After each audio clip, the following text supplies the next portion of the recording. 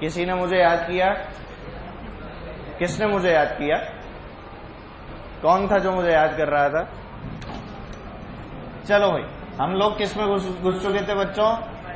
Vector के multiplication में। क्या हम लोगों ने दो तरह के मल्टीप्लिकेशन के बारे में भी बात की थी? पक्का याद करो। दो तरह के कौन कौन से थे बच्चों? एक तो पढ़ा था हम लोगों ने डॉट, और दूसरा कौन सा था बच्चों? क्रॉस। क्या इस प्रकार से दो पढ़े थे? डॉट को हम लोग और क्या बोलते थे? स्केलर। क्यों? क्योंकि यहां से हमें आंसर कैसा मिलता था? स्केलर। क्रॉस को हम लोग क्या बोलते थे? वेक्टर। क्यों? क्योंकि यहां से आंसर हमें कैसा मिलता था? वेक्टर। ये दोनों क्या है बच्चों? प्रोडक्ट। ये दोनों ही क्या है? प्रोडक्ट। और ये भी दोनों क्या है? प्रोडक्ट। अरे और प्रोडक्ट का मतलब क्या? मल्टीप्लाई होता है। ये तो सब जानते होंगे। अच्छा, इसका रिप्रेजेंटेशन याद करो, क्या था? क्या बच्चों? A dot B. A dot B. और इसका क्या था? A cross B. अरे बोल सही है क्या? अच्छा, यहां से वेक्टर मिलेगा, यानी कि कैसी क्वांटिटी मिल रही होगी? कोई सी वेक्टर। और यहां से क्या मिल रहा होगा? जो कि एक वेक्टर नहीं है। This is just a number. ये क्या है बच्चों? एक नंबर है। क्या आप लोग समझ पा रहे हैं? अरे पक्का बोलो भाई। अगर ये समझ में आया तो इसी बात पे हेडिंग डाल लो। सबसे पहली कौन सी वाली? डॉट प्रोडक्ट और स्केलर प्रोडक्ट। पहली हेडिंग है हम लोगों की।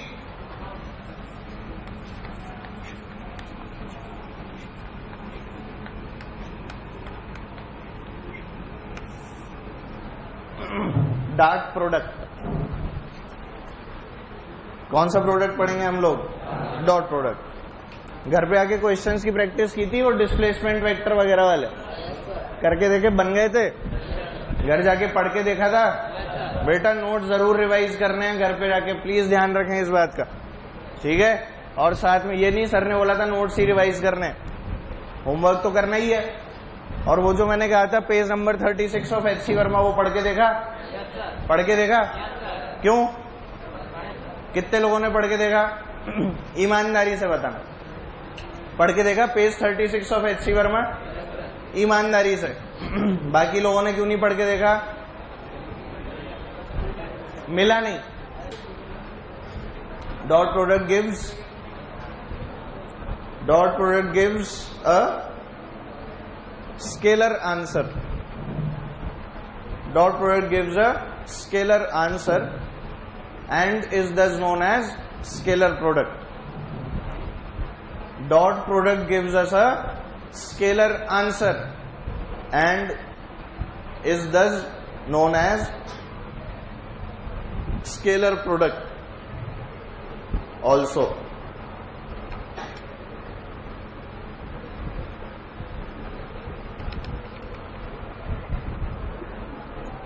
ठीक है, नेक्स्ट लिखिए बच्चों, it is represented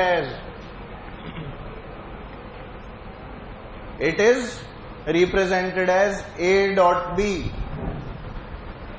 ये लिखा हुआ है ना, अगली लाइन में लिखना it is represented as a dot b is equal to होता है बच्चों ab cos theta.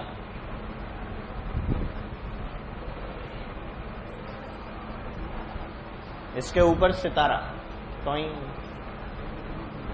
a dot B is equal to A B cos theta. इसको हमेशा हमें याद रखना है, इस एक्सप्रेशन को हमें भूलना नहीं है। चाहे कुछ भी हो जाए, रात के 2 बज जाए या 3, हमें उससे लेना देना नहीं है। मैं अगर तुम्हें फोन करूं और पूछूं बता डॉट प्रोडक्ट का फॉर्मूला क्या है, तो तेरे को याद होना चाहिए। अगर याद नहीं है तो गड़बड़ है। फोन पे पिटाई तो लग नहीं सकती ना, तो अगर याद नहीं है तो मैं क्या बोलूंगा? पढ़ाई कर ले बेटा, बस। और तो क्या बोल सकता हूं? क्यों? चल भाई इधर देख। तो ए डॉट बी हम लोग कैसे लिखेंगे? A B cos theta, where A and B these are what? Vectors. A और बी क्या है यहाँ पे? वेक्टर्स हैं। पर यहाँ जो ए और बी लिखे हुए हैं बच्चों, ये क्या है? इनके मैग्नीट्यूड। ये क्या है? इनके मैग्नीट्यूड। और क्या मैग्नीट्यूड निकालना हम लोग सीख चुके हैं? मैग्नीट्यूड निकालना सीख चुके हो ना? तो ये दोनों क्या है? इनके मैग्नीट्यूड। ऐसे लिख लो, magnitudes of A and B. और बच्चों थीटा क्या है? Angle between A and B. नहीं समझ में आ रहा? भाई जितने डिग्री के ऊपर दोनों वेक्टर लगे हुए हैं वो क्या हो जाएगा, इन दोनों के बीच का एंगल हो जाएगा। बोल बेटा होगा कि नहीं, समझ में आ रही है बात।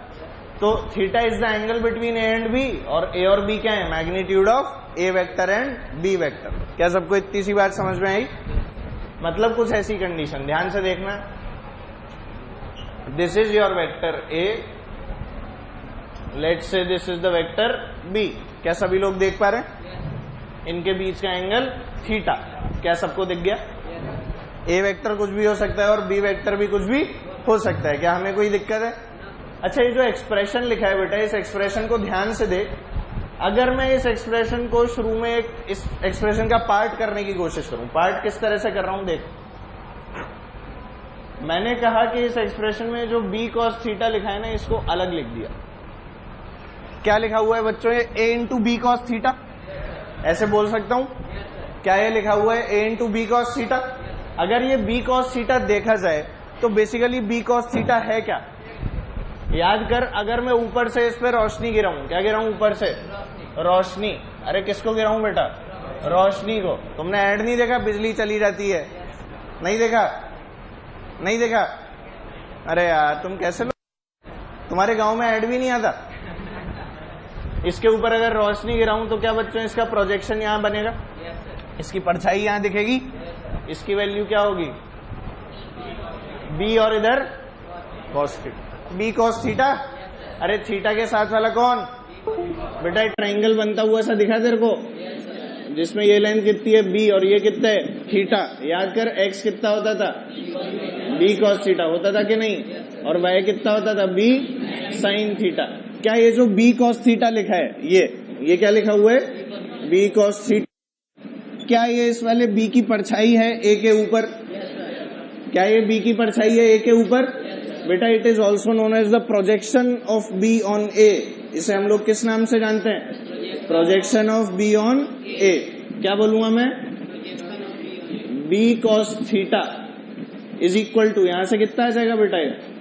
क्या this will be a dot b divided by a, आएगा कि नहीं? भाई b cos थीटा अलग लिख दिया, a को इसके नीचे ले गया, तो किसी को कोई दिक्कत है उसमें? तो हम लोग इस वाले b cos थीटा को क्या बोलते हैं? This is basically what? Projection of b on a। क्या सभी लोग समझ पा रहे हैं?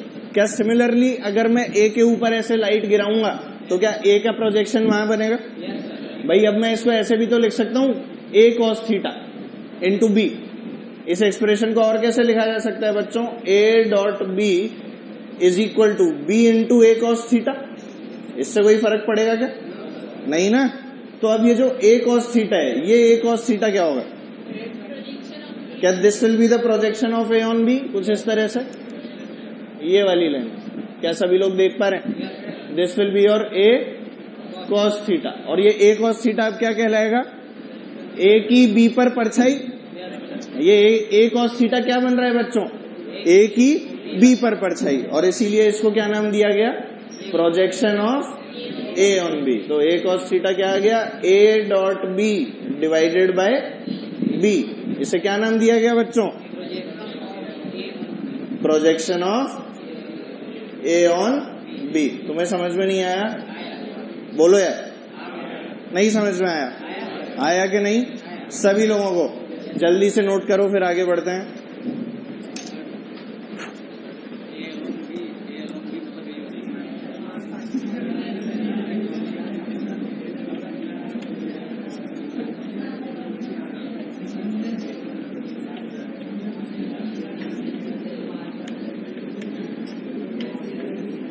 चलो a डॉट भी निकालो।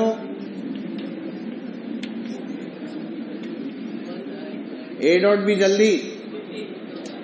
15 बोल रहे हैं कुछ लोग। 50। अरे इसको सॉल्व करना बड़ी बात है। मल्टीप्लाई करो और आधा कर दो। कितना आया? 20 इंटू क्या लिखूंगा बेटा? a into B into cos theta. बोलो सही है क्या? कॉस कितना है? 60 है ना? 60 को आधा कर दिया 30, कितना आ जाएगा? 100 इंटू हाफ, यानी कितना है बच्चों? 50। क्या सबको दिखा? आसान सी चीज है, पक्का बोलो। अच्छा, अगर तुम्हें ये समझ में आ गया तो अगर अब तुमको ऐसा कुछ दे दिया जाए, ध्यान से देखना, तुम्हें बोला जाए चल अभी रुक जा, पहले प्रॉपर्टीज लिख ले तू तो डॉट प्रोडक्ट, फिर अभी बोलेगा सर ये पहले ही बता दी। लिख प्रॉपर्टीज ऑफ डॉट प्रोडक्ट, लिखो प्रॉपर्टीज ऑफ डॉट प्रोडक्ट। क्या बेटा? हाँ 50 है ना, मैग्नीट्यूड दिया हुआ, ये आगे लगा ले।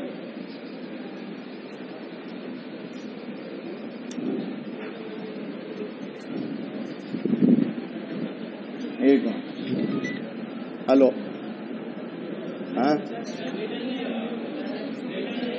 क्या? अरे ए और बी दोनों न्यूटन में दिया हुआ है ना, क्या बोल रहे हो?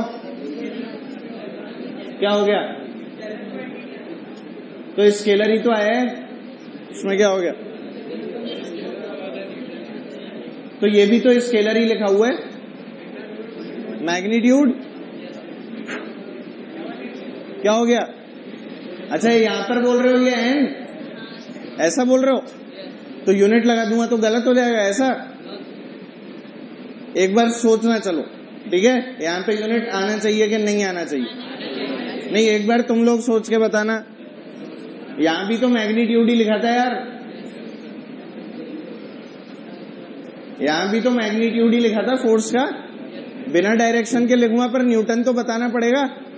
अब एक बार सोच के देखना यहाँ पर आएगा कि नहीं, ठीक है? चलो तुम लोग सोचना, इतनी सी बातें सोच के देखना, ठीक? चलो अब एक चीज, हम लोगों ने हेडिंग क्या डाली है? प्रॉपर्टीज ऑफ डॉट प्रोडक्ट, है ना?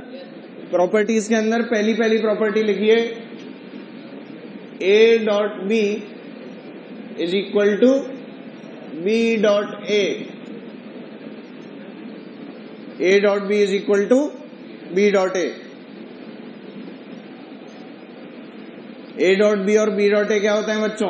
बराबर। क्या होता है ये? बराबर। इसको हम लोग एसोसिएटिव लॉ के नाम से भी जानते हैं। कौन सा लॉ? एसोसिएटिव लॉ, ठीक है? दूसरा लिखो, अगर ऐसा कुछ दिया हुआ है A dot B plus C, क्या दिया हुआ है बच्चों? A dot B plus C, तो ये खुलने के बाद में क्या हो जाएगा? A dot B plus A dot C. इस वाले लॉ को बोला जाता है डिस्ट्रीब्यूटिव लॉ। कौन सा लॉ? Distributive law. ये सिर्फ डॉट प्रोडक्ट में ही ट्रू है, ध्यान रखें,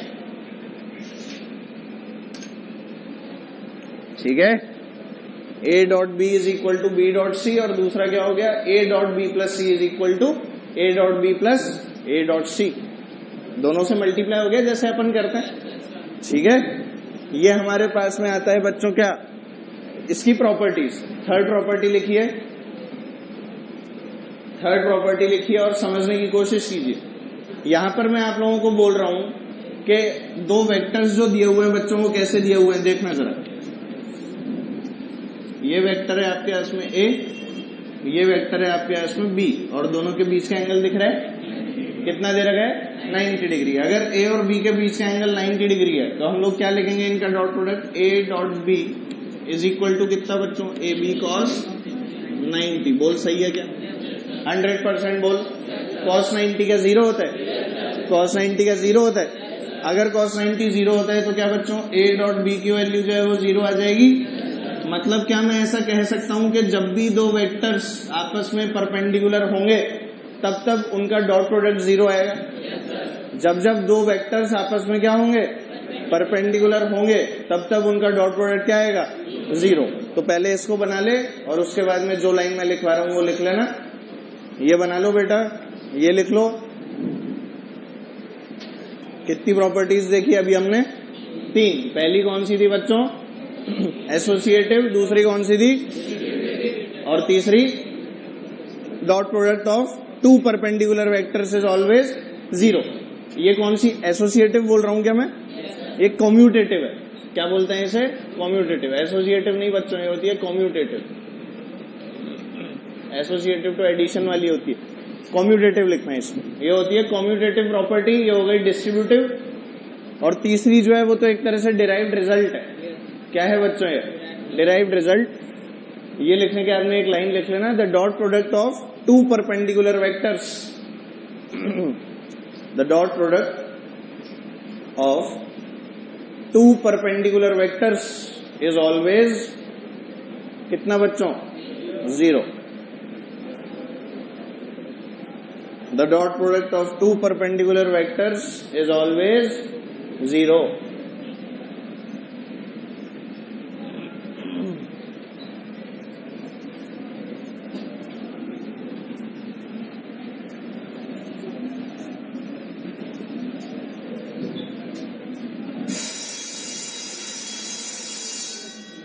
चलो बाद में पढ़ाते हैं, आगे की कहानी फिर करते हैं।